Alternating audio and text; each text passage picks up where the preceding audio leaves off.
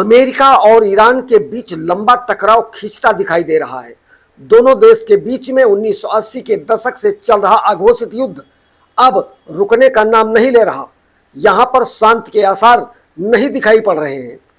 America के लिए यह संघर्ष 1979 में शुरू हुआ, जब ईरानी छात्रों ने तेहरान में स्थित अमेरिकी दूतावास पर कब्जा कर लिया था और 52 राजनयिकों को 444 दिन तक बंधक बनाए रखा। संघर्ष लगातार चलता रहा। ईरान ने 8 जनवरी अमेरिकी सेना के ठिकाने वालों 2 इराकी ठिकानों पर फतेह बैलिस्टिक मिसाइल दागे। जवाबी कार्यवाही की गई। सुलेमानी को मौत के बाद अमेरिका द्वारा किसी वरिष्ठ ईरानी सरकारी अधिकारी की प्रत्यक्ष हत्या का यह पहला मामला था। पश्चिम एशिया में अमेरिका, इजराइल और ईरान के बीच युद्ध जारी है। इस युद्ध ने पूरे देश को संघर्ष में धकेल दिया है। भारत का अधिकतर ऊर्जा आयात इसी क्षेत्र से होता है।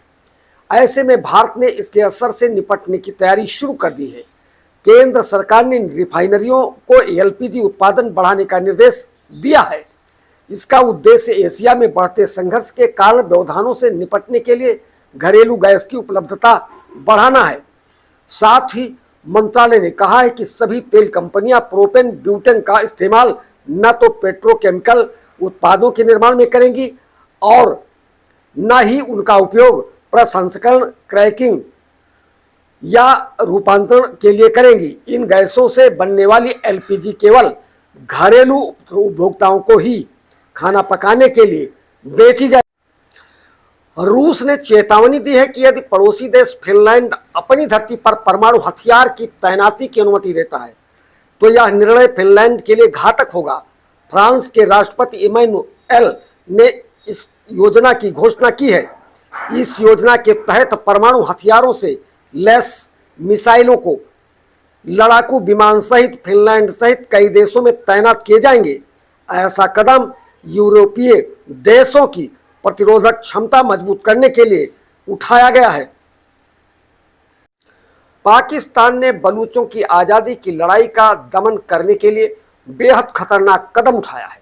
उसने खूंखार आतंकवादी संगठन आईसिस को मैदान में उतार दिया है। जरदारी से मुलाकात के बाद आईसिस कमांडर शफीक मेंगल सत्तारूढ़ पाकिस्तान पीपुल्स पार्टी में शामिल हो गया। आईसिस को पाकिस्तानी बलूचिस्तान लिबरेशन आर्मी के विरुद्ध लड़ाई में शामिल किया गया है।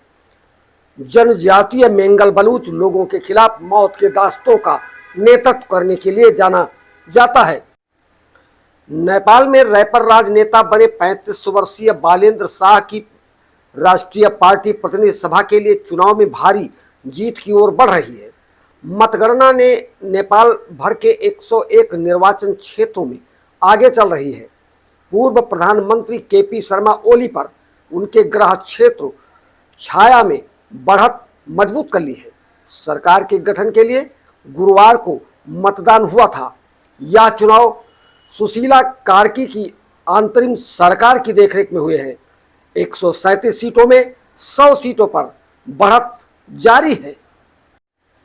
एसआईआर में भारी संख्या में मतदाताओं के नाम हटाए जाने के खिलाफ शुक्रवार को कोलकाता के धर्मतला में शुरू मुख्यमंत्री ममता बनर्जी के धरना प्रदर्शन के दौरान अजीब स्थिति उत्पन्न हो गई, जब मंच के सामने पैरा शिक्षकों ने अपनी मांगों को लेकर विरोध प्रदर्शन किया।